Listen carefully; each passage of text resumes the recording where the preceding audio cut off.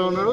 మేము చెప్తా ఉన్నాము, అల్లు అరవింద్ జాగ్రత్త, నువ్వు ఓన్లీ వేషాలు పగటి వేషాలు వేసుకొని మరి ఒక చెత్త సినిమా తీసినావు. అదే మన పుష్ప అంటే ఏంది, మన సామాజిక అంటే సమాజాన్ని బాగుపరిచే సినిమా, అది ఒక స్మగ్లర్ సినిమా. అది ఎర్రచందనం అమ్ముకోవడానికి నువ్వు చేసిన దందలను చూపించినావు.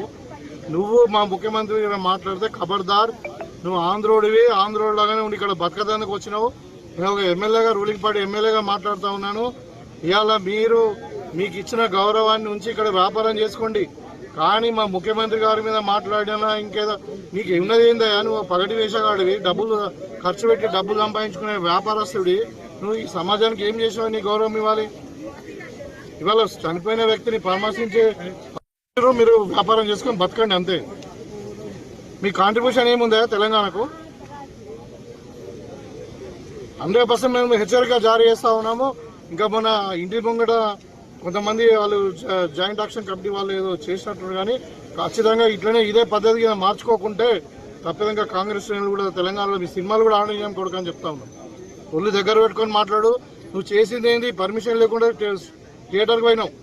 అక్కడ ఇంకా నేను చెప్తా ఉన్నా, నేను మా ముఖ్యమంత్రి గారు చెప్పలే, కానీ అక్కడ జరిగిన సంఘటన ఏం తెలుసా? అక్కడ తొక్కేసలాటలో వ్యక్తి చనిపోయింది, ఒక లేడీ. ఈయన పర్మిషన్ లేకుండా కార్ మీద జీప్ మీద ఎక్కి చేతులుపుకుంటూ పోతే అందరు దగ్గరకు వచ్చేసింది. దగ్గరకు వస్తే వాళ్ళ వీళ్ళు ఉంటారు కదా సెక్యూరిటీ, వాళ్ళందరూ కూడా తొక్కిసలాట అయిన తర్వాత ఇక్కడ పోలీసు వాళ్ళు చెప్పి ఏసీబీ పోయి ఏమని చెప్పిందంటే, అక్కడ మహిళ చనిపోయింది, ఇంకొక బాబు తీవ్రంగా గాయపడ్డారు సార్, మరి ఇక్కడ ఉండకండి, మీరు థియేటర్కి వెళ్ళిపోండి అంటే వాడు ఏమంటాడు తెలుసా? నరబలి అయిపోయింది, సినిమా హిట్ అవుతారంట ఆ ఫాల్తుగాడు మాట్లాడేది. మనకి అసలు మానవత్వం ఉందా విధవా?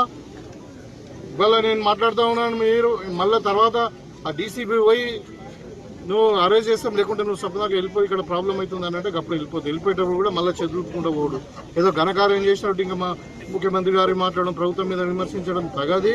జాగ్రత్తగా ఒళ్ళు దగ్గర పెట్టుకొని నువ్వు వ్యాపారం చేసుకుంటే చేసుకో, లేకుంటే సొప్పదాకా ఆంధ్ర వీక్ కూడా చెప్తున్నావు.